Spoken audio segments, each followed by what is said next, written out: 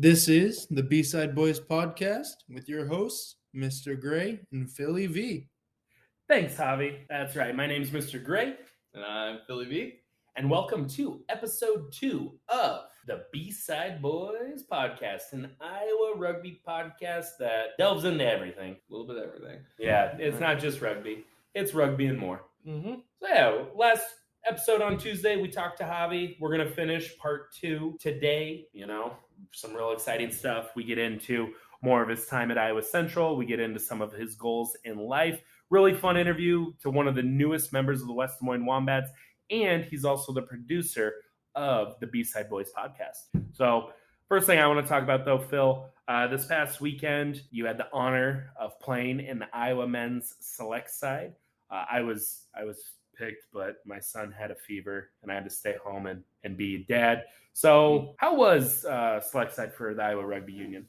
For what we had organized and everything, I still felt like it went pretty well. We unfortunately didn't win either of our matches, but they were pretty close. And just with everything going on, we didn't have anybody step up for Iowa select side to coach it until not even a month before we were actually scheduled to play. So D and Mr. Gray and Moose, Jeremy Bestwick, all decided to step up and help try to get it organized, and so we could actually play a few matches and hopefully maybe some guys get recognized by Thunderbirds and get asked to come try out. We had a chance to get a practice in and, pick out some players and get organized, or at least try to get organized. And for what it was, I felt like we did pretty well. Yeah, it makes it tough. This is 2 years in a row now that as a union, we haven't had a coach that's been there consistently throughout the whole year. Last year, Nico, in the final minute, he stepped up to coach. This year, it was DeAndre. And really, both those guys, hats off to them. They stepped up just so there was a team. I'd like to see there, and I think more people would like to see a coach who's there year-round, who not doing stuff year round, but just have a plan, to have a player pool, to create practice plans year round. So then we're not, scrambling at the last minute. It seems like that's how it feels because there is a lot of talent. Most of the guys who played were from the Wombats and from Des Moines. Yeah, there's a few CR guys. We had an Iowa City guy. We had a Bremer Buck. That's the thing. We had a scattered bag, but it was primarily residents of Des Moines. Yeah, Bremer County won the D3 Iowa League. Northeast Iowa finished second. The top two teams in D3 in Iowa didn't have but one guy come down between the two. Yeah. And then Des Moines in D2, they were half the roster. I think that does come down to proximity. I think Iowa, as a state, we can have a better showing. So I hope in the future we get more organized. But it sounded like it was still a good day of rugby, a lot of good things to celebrate. There was, it was a lot of fun. I had a great time, and, obviously getting to play with some guys that, I've been either playing with for a while or have played in, a friendly match or two with them together. Overall, it was a pretty fun experience. I think if we would have had a chance to practice together a few more times, get a little bit of tenacity together, a little bit of fluidity, I think we would have at least won the Minnesota match for sure. And I think the Wisconsin match would have been a much tighter match. It could have been either way. To be fair, though, Carfu didn't even show up. Carfu didn't even come. They were scared of us. They were scared of Team Iowa, so they stayed home. So we're just going to say we went 1 and 2. Yeah, we finished 3rd out of 4. Yeah. And, I'd like to see some more organization there. And I think coming out of COVID. So Casey and Moose had it set up really well. But then once COVID hit, that kind of caused things to fall apart a little bit. But I think we're going in the right direction to kind of get it back on track. Definitely. And I think, too, there's a lot of exciting things happening in the state right now. Select side is showing that, we have talent that can play at a high level. That also reminds me, Iowa State this past weekend, they went down to Georgia and they competed in the collegiate championship for sevens. Tough day for them.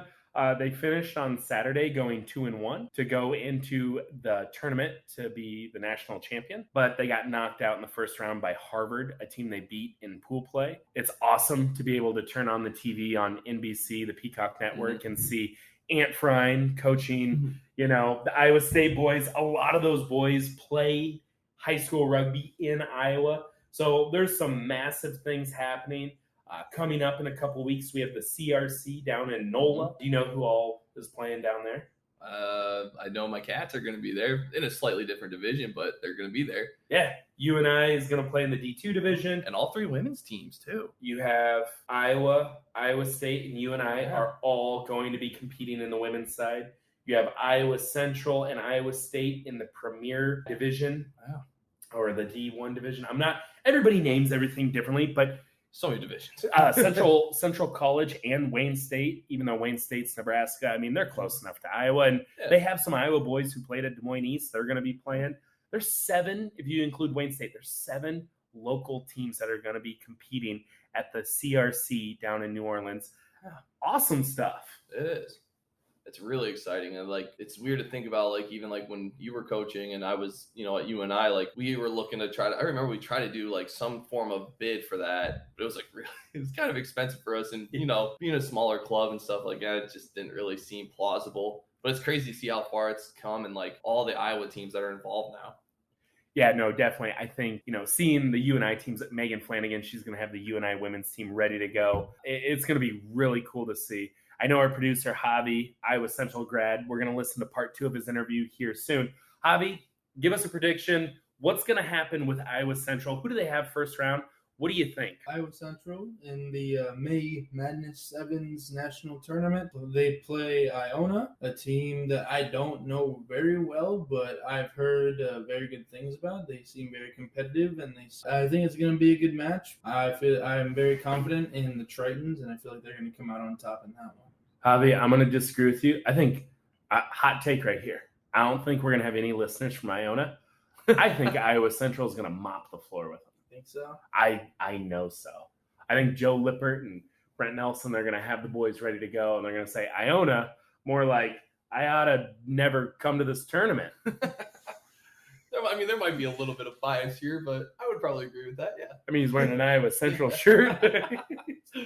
Javi, will you agree with me? Do you think I'm closer? No, yeah, you're definitely closer. You were just trying to be... Just being a nice guy. I was trying to even the playing field, 50-50. I feel like both teams have a shot, but I feel like Iowa Central will come out on top. You're trying to play it safe. We have no one listening from Iona. More people from Iowa Central will hear this.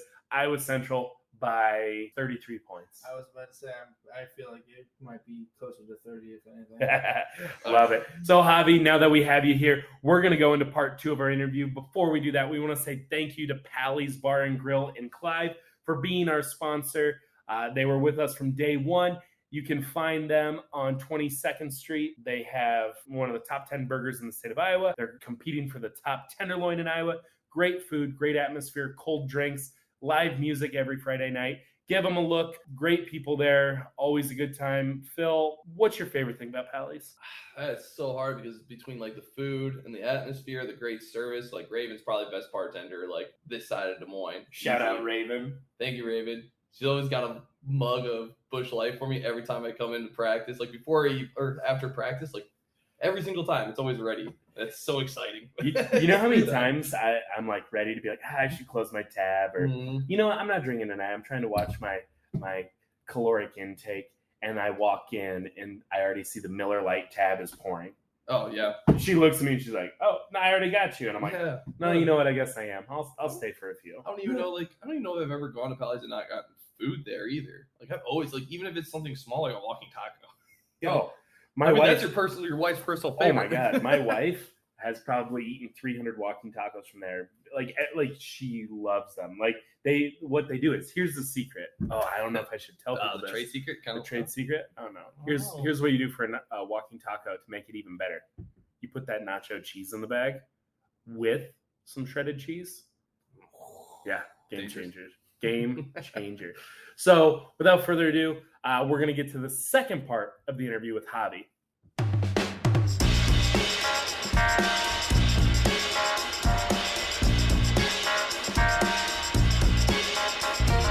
All right, so hoagies. So when we go travel, they always have these hoagies, and it's hoagies, chips of some assortment of chips, and granola bars. What's your number one chip? Lay's barbecue. Yeah. Over 2. No. Okay. A mayonnaise hoagie and barbecue Lay's. I don't. Javi, it's been nice having you. We'll see you never. But no, and the hoagies are already prepped, so it has the bun, the meat, and the cheese on it. You just add in your condiments. So when it was a turkey, it had the turkey, and I forgot what color cheese it was, but we'll just go with American for conversation's sake. So then, I just wasn't Gouda. I just dazzle. A little razzle dazzle. This little, squeeze the mayo out the packet. So that literally just be my sandwich, and I'd probably down 2 or 3 of those a trip. The hoagie hammer. Okay, so how does this get? So now we have the hoagie hammer. How does this get back to the glizzy gobbler? So I think it was Minnesota, where we just came off of a respectable win, and everyone's loading up on the bus, the vans, everything. We're getting all the equipment in, and then immediately, as soon as I got in the car, our messenger player group is sent a picture of Brett Nelson just hogging down a glizzy. And for those of you, a glizzy is another word for a hot dog, for those of you who don't know. So he's just downing one. I am cracked up. And and that's literally just how it started. And he took pride in that, actually, because then the following week he was grilling at a friend of his, I think, in our team Facebook group. He's like, little do they know my history about being a glizzy gobbler. So he owned it. Yeah, he owned up to it, and that's literally how glizzy. Even into my last year at Iowa Central, that picture was still going. I saved it to my camera roll, and that picture was still going. Is there a chance it could pop up right here? Oh yeah, just. Oh, there it is. Oh my goodness! Look at him gobbling. And that's literally how the glizzy gobbler really started. It still cracks me up to this day. That's hilarious. Those road trips, I think that's the one thing. Listening to a lot of people's stories, I think some of the most fun people have. It's like the thing you dread the most, like, oh, we got to drive 6 hours to get to Green Bay. And then you realize those are some of the most fun moments, is killing time in the car, stopping at the gas station, just all the shenanigans that follow. Spending the weekend in whatever said city you're playing in. Those are my favorites. Yeah, wait till now you're on a men's rugby team and we can spend the night out in another town. There's no curfew by the coach. You can go out, do what you want to do. Just be there for game day. That's all we ask. Just make sure you're there by the starting whistle.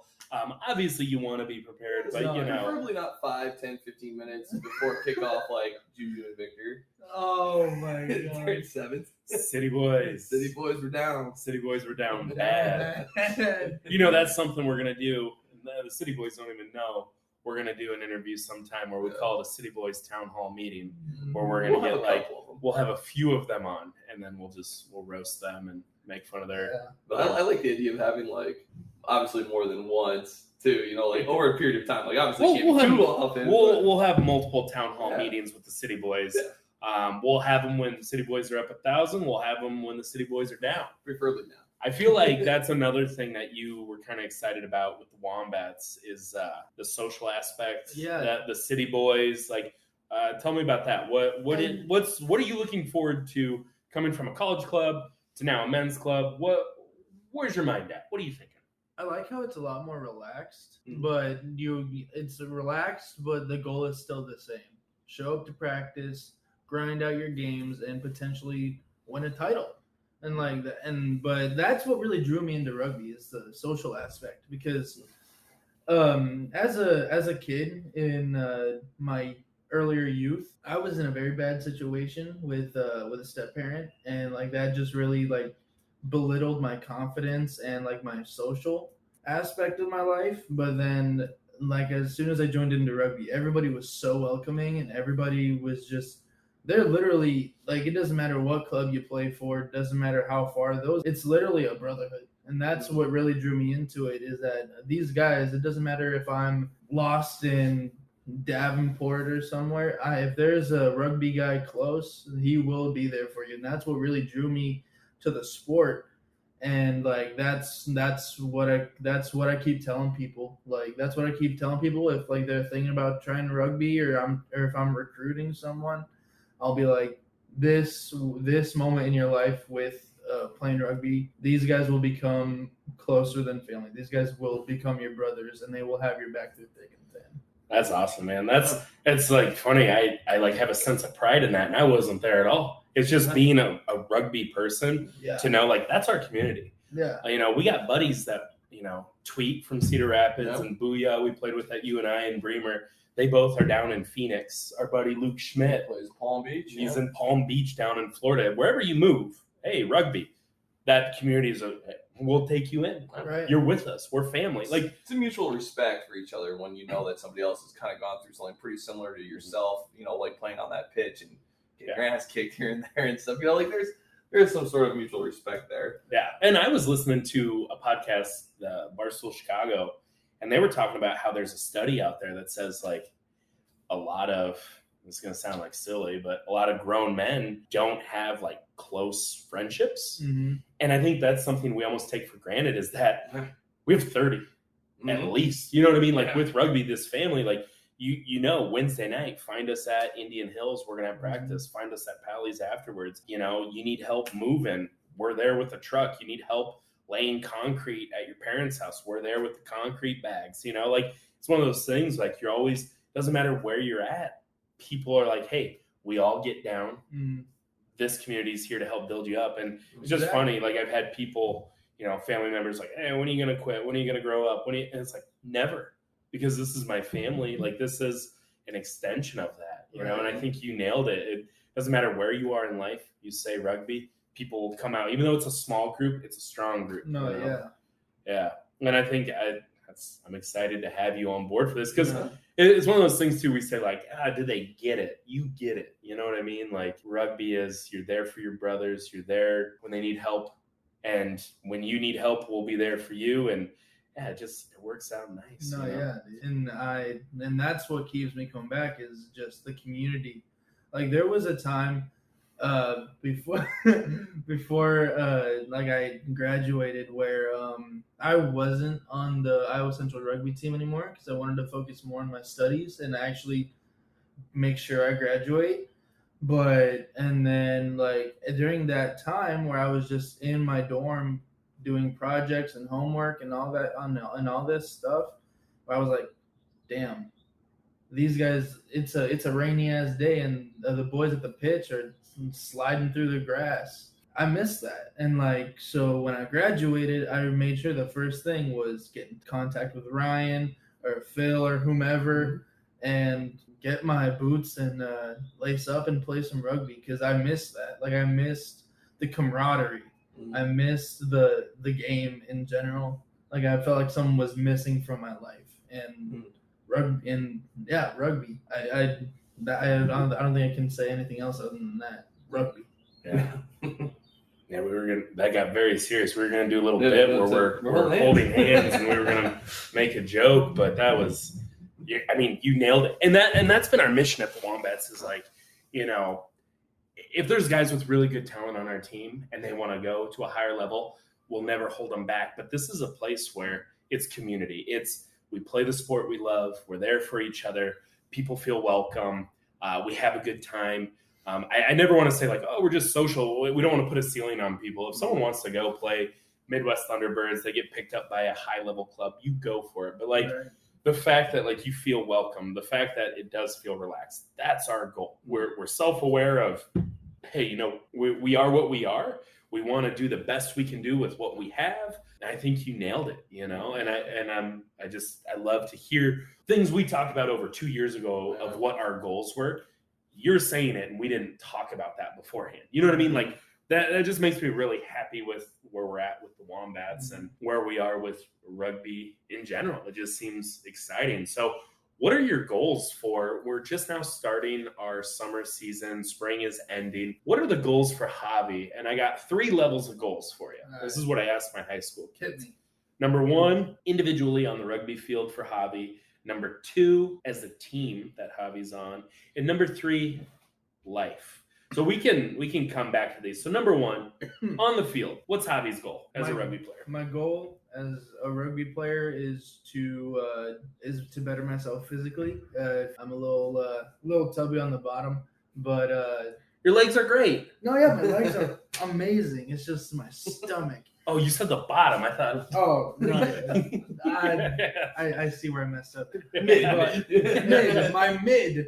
But no, I definitely like to get leaner, more fit. I played flank and hook my entire rugby career. He's coming for you.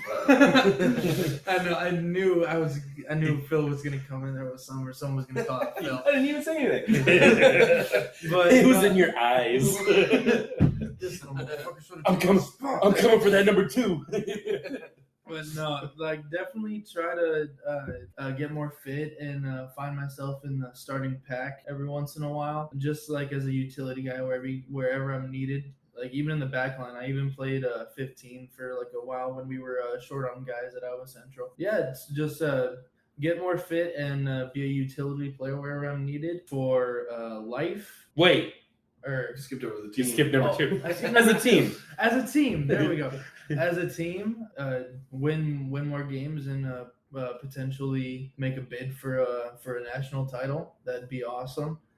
And for life, I don't know, just be the best person I can be and have longevity in my career. And yeah, just living it to the fullest as I can. In any situation. Yeah, that's a scary thing coming out of college. No, yeah. What's next? So I throw that at you life. I mean, do you have a job lined up right now? As part of our program for TV and radio production, we take an internship course during the summer, which is find an internship, get that locked in, and make at the end of the week or so, write a journal as to what you learned, what you found interesting, all that.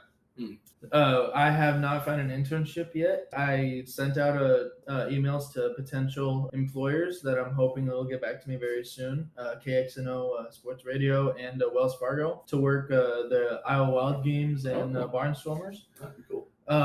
But so as far as the production side goes, nothing is set in stone right now. But this podcast, though, that I'd like to add that. And, little resume builder. Yeah, a little resume builder. Add it to my repertoire, if you will. But yeah, as far as jobs in the production field go, I don't have a lot lined up right now. But you just graduated college. What? A week ago? 2 weeks ago? Yeah. So I mean, that's the thing. You're looking for an internship this summer. So shout out anybody listening, watching this. I'm gonna say let's clip this part. We'll put it on Twitter. KXNO, that would be really cool. It's sports radio. It's the number one sports radio. Weren't you on KXNO? I mean, no big deal. Whatever. Didn't even want to bring it up. Yeah, I didn't want to bring it up. I don't want to bring up either that, they haven't brought me back since, but I've been in their DMs. Whatever. It's fine. I might have been like, hey, you should have me on. We'll get to it later. Whatever. But no, for real, everything, this whole podcast that we're starting here, Phil was like, hey, we did something before. Let's bring it back. Let's retool it. He thought I did all right with that podcast I was on. And then I was told by other people, too, who aren't Wombats that were like, hey, that was a really good interview. Ian from Iowa City said he listened to it, and he's like, hey, it was really good. I'm like, tell him it's a great guy. He sent me a nice message. He's a nice guy. He is a good guy. Yeah, no, and I just think, between the two of us, it's we could do something, but you'll get kind of the output we had Friday night, which was fine. I mean, it was good. Yeah. But I mean, it could be better if we had someone who understood how it works. That's where you come in, And so I just think the production value of all this, the graphics, the pictures, the names, the music, just the way things are edited, that's all you, 100% you. And we are beyond excited to have you on the Wombats as a person, number one. But number two, the fact that a part of our mission statement of the Wombats is to grow the sport of rugby in our community. What better way than with technology? We can reach people all over, and the better the content, the better it's produced. It's all thanks to you. I'm excited because I feel like what we've produced so far has been all right. It's got people's attention. But the fact we have someone who actually can professionally produce things, I think it could take our club to another level. Step it up a little bit. That's awesome. No, And when we reached out to you and you were just like, what'd you think when I reached out? I'm like, hey man, you want to produce a podcast? What went through your head there? What went through my head when I was put in the B-side boys group? I reached out to you individually first. But no, I thought it was, oh wow, they actually trust me with this and they want to see where it goes. And I was honored. I felt a sense of honor and of course responsibility, but mainly honor. Like I was honored that you guys thought of me and wanted to include me in this process. And I was more than happy to do this and just not only do it for the good of the club, but like kind of like for my own, I don't want to say personal gain, but like it'll help me expand my tool belt, if you will. He's using us. No, that's what you should do. No, yeah, exactly. Like this is a great playground to be like, you can try things. I mean, you know what I mean? You can try different things, see what works, see what doesn't work, see what you like. Yeah, so hopefully this is a great first thing for you. And it'll be really funny to look back on this to be like, hey, that's where I started. You know, and hopefully it's where I started and where I'm still at. I don't know. Yeah, that's where I started in Mr. Gray's garage. Yeah. If only people saw that side of the room. What did you think when you pulled up and you saw me? The picture I saw when you I cracked up at the photo. I have our setup and I just saw an electric bike in the middle. The Peloton in the middle. Made you ride it the whole time while we No, you just hear me breathing. Yeah, no, I had the mini fridge over there. The bike was here. There's a TV up in the corner. I had my PS2 set up. Yeah, you pretty surprised how I whipped this together? Yeah, that was really quick. So with the podcast, I mean, this is bad for the people listening. The goal is, this was all, we have popcorn ceiling. I hate it. They had popcorn texture on the wall. I ripped it all off. I ripped the cabinet off the wall. It's a mess. The people who lived here before, it was a mess. So I'm going to put wood paneling up. Just haven't gotten to it. So the podcast will grow, as will the space behind us. Yeah. And actually, if you have, like, even if you included, like, some foam padding, that would actually be great for sound. Yeah. That's why we bring you on, because I never would have thought about that. My friend Wright Hillpiper, he's actually he's actually the host of this podcast called Locked On Hawkeyes. He covers Iowa, the University of Iowa athletic activities like football, wrestling, baseball, all that type of stuff. And when he got home, he literally set up his recording studio with just like foam padding in the background, and that's kind of like his personal studio where he records, plays video games, all that stuff. And I thought, I'm going to do that with the downstairs basement that I'm living in right now. I'm going to turn that into my own editing studio. Ooh, nice. And I'm thinking about getting into Twitching, live streaming video games. What's your game right now? What are you playing? Game right now, MLB The Show 22. What team? Dodgers, baby. Dodgers. The Dodgers. 0-3. Javi, I love you, but you make it tough. I've been told. What do you have against the Cubs? What do I have against the Cubs? Yeah. Nothing. It's just, I don't know. I chose the Dodgers because they were winning. I'm actually a huge Jackie Robinson fan. Okay, yeah. So I don't know. I like to have teams for every sport. And baseball and basketball were the two sports that I didn't really have a team for yet. So who's your basketball team? Boston Celtics. Oh, DeAndre. Do you and DeAndre watch games together? You don't want to watch games with DeAndre. Just scream the whole time. No. You know what? I don't want to even talk about it, but I'm going to say it. Worst game I ever watched with DeAndre. He's also an Eagles fan. Philadelphia Eagles, yeah. So a couple years ago, I don't even know why I'm saying this, but I don't ever want to watch Bears. I'm a Bears fan. I don't ever want to watch a Chicago Bears Eagles game with him ever again. Because it was a couple years ago. We were at Benchwarmers in Ankeny. It was a playoff game, and the Bears had a chance to win. They line up for a field goal, and DeAndre's sitting across from me. And I called the bartender over, and I said, can I close my tab? And I started putting my coat on. I'm like, I don't want to watch this. I said before the game, Cody Parkey's going to lose this game for the Bears. And D's like, how do you know? And I'm like, dude, it's going to come down to a field goal and we're going to blow it. So we're sitting there, we're watching it, and the Bears line up for a field goal. I'm like, I hate this. Snap the ball, kick it right down the middle. Oh, they called a timeout. So they line up for another field goal, the double doink. And DeAndre screams in my face, "Ah, Eagles, baby!" And I haven't lived it down since. Wasn't that the year that they had it set up so like people could kick the exact yardage for that field goal? Like there's just people off the street that had it set up in Chicago or something like that. And they were just kicking field goals from the distance that he was kicking them. There was just like Joe Schmoes off the street just nailing this field goal.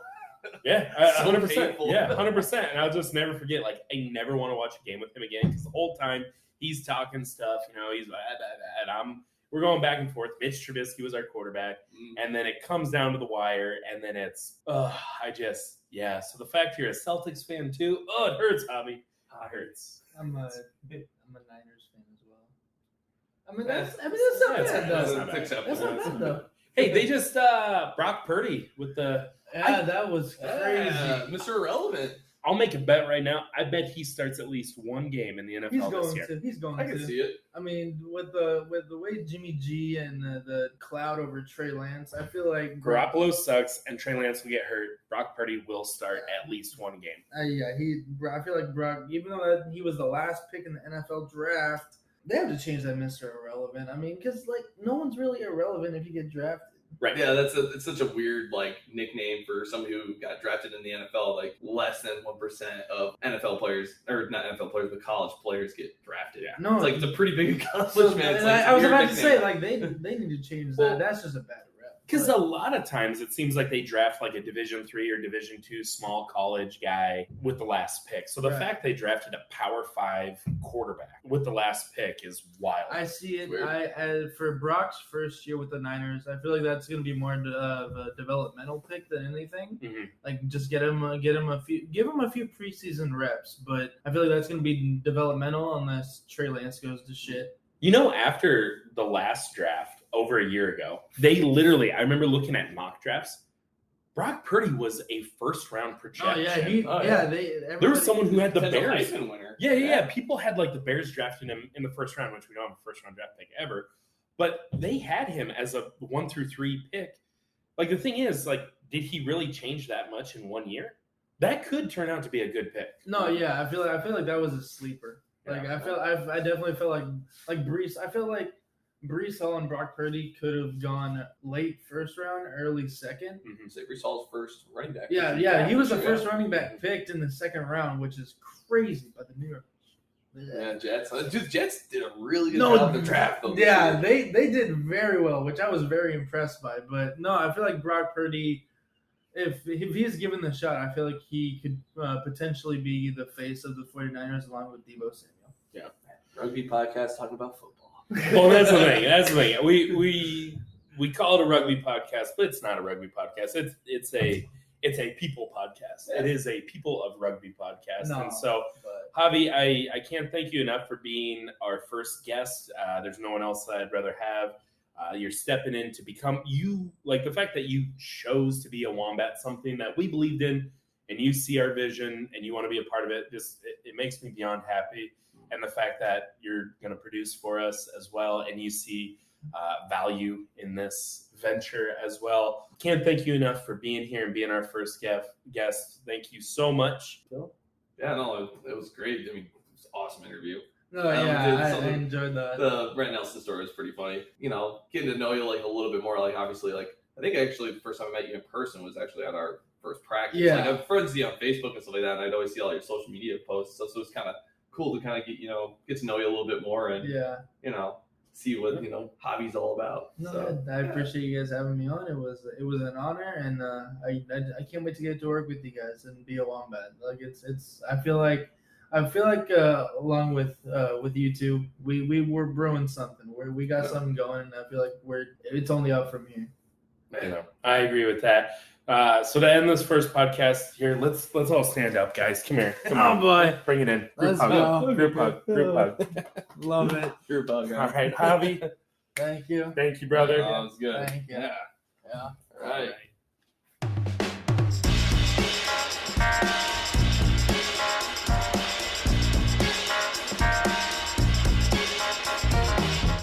right, and that was the second part of our interview with Javi. What a guy. What a great group hug we had there. I'm just... Very sensual. Yeah, happy to have him. Good dude. Future's bright for this young lad. And anybody who is working in media, this dude needs an internship. Unless you said media, I just thought of somebody, but we can talk about that afterwards. Who? Invictus. It's like Invictus Media, Des Moines. They do like a bunch of like highlight videos and stuff like that for like sports stuff. They do like powerlifting and stuff like that. Like they do all of our like powerlifting meets and stuff like that. Do you lift? 22nd Street. I lift once in a while, yes. I do some push-ups in my bedroom once in a while. So I actually didn't know. Oh, hurtful. No, that was Javi. Great dude. Glad to have him. Glad he was our first guest. Next week we hope to have on the head coach of the West Des Moines Wombats, Andrew Ridgway. Excited to talk to him. He's had a wild journey, very similar to ours though. From Des Moines, goes and plays for the University of Northern Iowa. Now he's the coach of the Wombats. We'll talk everything rugby with him, get his story. Cool dude. But yeah, now we're ending our spring season. We're going into summer. What's the plan, Phil? Well, going into summer, I mean, we had debated it a little bit right off the bat, but we are going to be still competing in our Iowa Summer 7 series, the Iowa Rugby Union. Yeah, they haven't officially released the schedule, but it sounds like they got 3 dates. Yeah, at least 3 dates, and I would assume we will be participating in, for sure, all 3 of them, especially that Iowa City Block Party 7s. Personally, my favorite tournament to go to. I have something to admit. I've never been to the Block Party 7s. Oh, my God. It is so much fun. Like, Iowa City does a great job with that tournament. It's a party, but... I mean, the tournament itself has always ran really well. Iowa City Ducks do a great job with it. Like, I was just talking to Ian actually yesterday after Select Side about finding places to stay because, I'm not paying for a hotel when I go to block party. Like, that's crazy. I guess in 2015, I was the Iowa City Ducks MVP. That is that? Beautiful. Yeah, that's gonna have to go on this wall at some point. Well, we gotta fix it because it's broken. So what I pulled up there was. Back in 15? That's 15, yeah. 2015, there was a 7s tournament at Iowa City before Daly got it with the Block Party 7s. It was a part of the Iowa 7 series, and I played for Bremer, and I ended up being the tournament MVP because DeAndre was like, we're going to lose. I'm tired. And he subbed himself out, and I came in as a wing. So I come in, and we're backed up in our own try zone. We're losing by 2 tries. We get the ball. I dummy the ball. I was at center. I dummy it. Dude bites on it. I think it was Mike Brown. Let's just say it was Mike Brown. It is Mike Brown.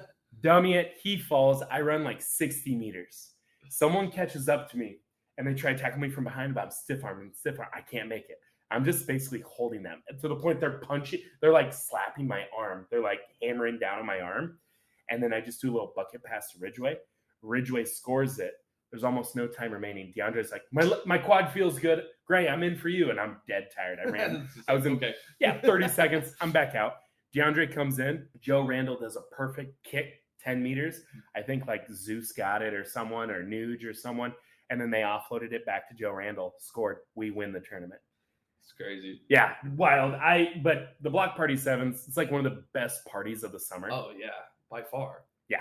And I haven't even been there. I've just heard that. Oh no, I went last year, and that was one of the most fun times I had all summer. Like, oh yeah, I'm very excited for it. And then we have Capital City 7s will be hosted by Des Moines. Mm-hmm. That'll be nice because we'll be close to home. Oh, weird. We're in Capital City 7s. Oh yeah, they always have good merch there. Yeah, no, it's always like Miami Vice themed. Yeah. And then the Quad Cities, they're going to be hosting. They'll host, and so that'll be nice to get out there and. We're trying to get some recently graduated high school kids to join us. And really, whoever wants to play, come join us. It's very laid back, like Javi said. Yeah. And then I think July 13th is when we're going to officially start our 15s practices. Yeah. And we make that run. The run. Yeah, so exciting stuff coming up. Hopefully you're enjoying this podcast. Hopefully it's worth your time and our time. We're having fun with it, that's for sure. We're excited to just keep talking. Again, anybody you want us to talk to, send us a message, interact with us on Twitter, Facebook, Instagram at WDM Wombats, West Des Moines Wombats. We'll have a video portion of the show coming out later. Again, Javi's the brains behind that. We'll figure that out later.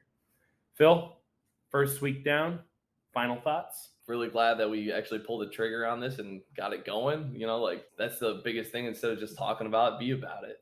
It's a kahuna line there. Yeah, listen to Alec Lang on Spotify. Yeah, they do, yeah. Shout out Alec Lang. He released his new song, Waiting on the End of the World with You. Good, great song on Spotify. Yes. But no, Phil, you were the one who brought this up that we should bring this back. So, yeah, without you, this would not have happened. So here we are, making it happen. End of episode 2. Thank you, everybody, for joining us. We'll catch you next week with our interview with Andrew Ridgway. My name is Mr. Gray. And I'm Philly V. And that's it for the B-Side Boys podcast. Woo! Fresh legs, baby. Let's go. Hoo-ah. Phil, say something funny. Something funny.